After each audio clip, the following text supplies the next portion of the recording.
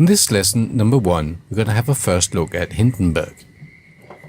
Hindenburg is an audio editing system. The point of Hindenburg is to be able to edit audio. This might look something like this. You have audio on multiple tracks. And this is through time. So if I play now, the first thing that's been played is the music. My name is Simon. Then we have a little bit of the interview. Simon and Kipski. That's Simone Ackerman. And here comes some narration. So it's playing the audio clips in a certain sequence through time, and depending on which track they are, they will be mixed together.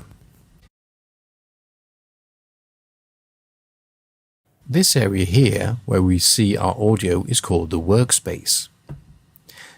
To the top of the workspace, we have our toolbars. Here we can do different things with the audio, cut, copy, paste, and so on. Over here to the left, we have our track controls.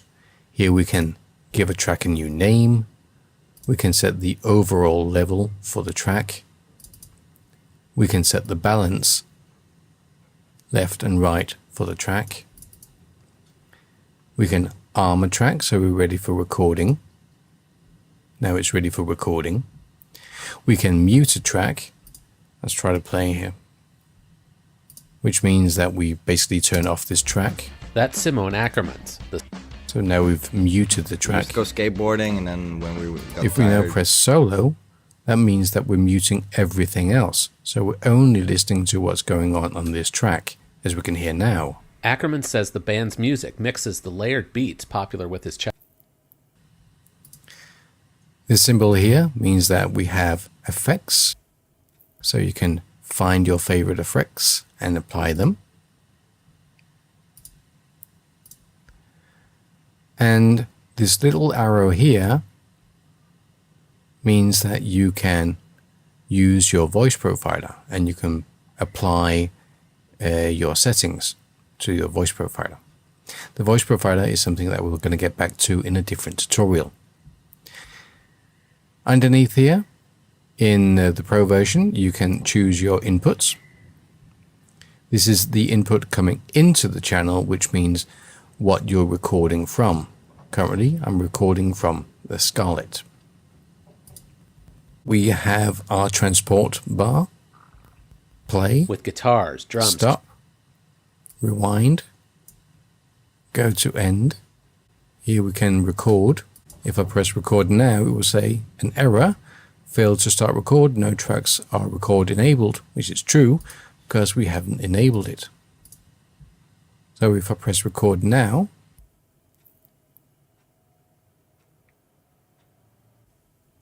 we can start recording our first narration. Just press stop or spacebar to stop the recording.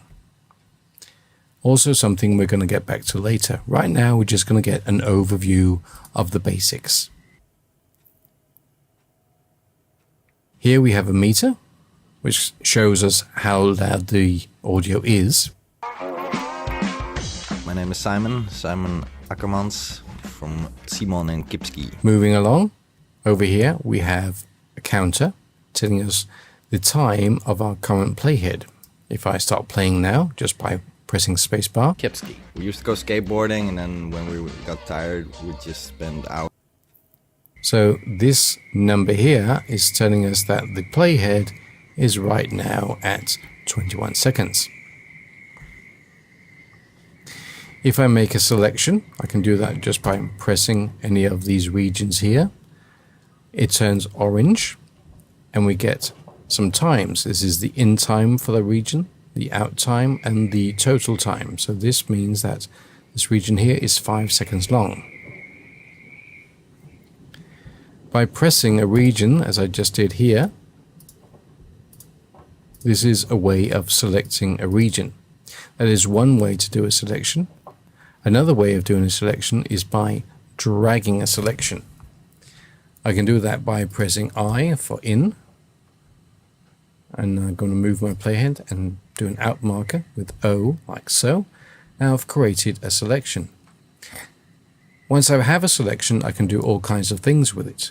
I can adjust the level, like so, or I can cut it out, or a number of different other things. All that we're going to get back to later, just to say that there are two different ways of making a selection. You can either just click on a region, you can move it around, or you can either set in and out markers or just drag like so and create a selection and use that selection for something specific. If you go to your view menu, you can open the clipboard, which will show up here, and the clipboard is an area for storing your audio. You can open your markers. Markers are something that you can set in your piece so they're easy to navigate to. In the Pro version, you have the call recorder. Let me just close down these things so we can see what we're doing. The call recorder lets you record directly from Skype. Again, something we're going to get back to later. What else do we have? Yes, we have favorites. Favorites is like the clipboard. It's an area where we can store audio. But the favorites, this is a great place to have your jingles and breakers and what have you, things that you use for your show all the time, because they will follow you the next time you do a new session.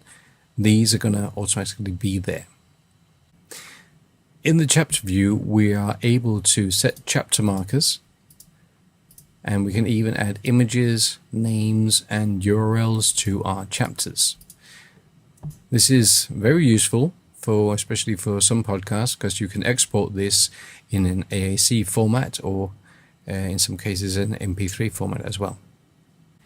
Now, if you're all confused, don't worry about it. In the next lesson, we're going to break it down into really small bits.